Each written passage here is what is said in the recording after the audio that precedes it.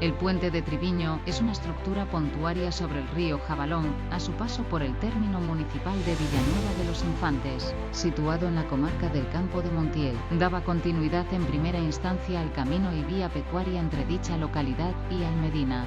Está construido con arenisca roja local y tiene 100 metros de largo por 5 de ancho, con al menos 3 grandes fases constructivas. Se trata de un encabalgamiento de puentes por medio de un viaducto, siendo el puente más antiguo probablemente de factura romana y la mayor parte del resto de finales del siglo XVIII, bajo el reinado de Carlos III.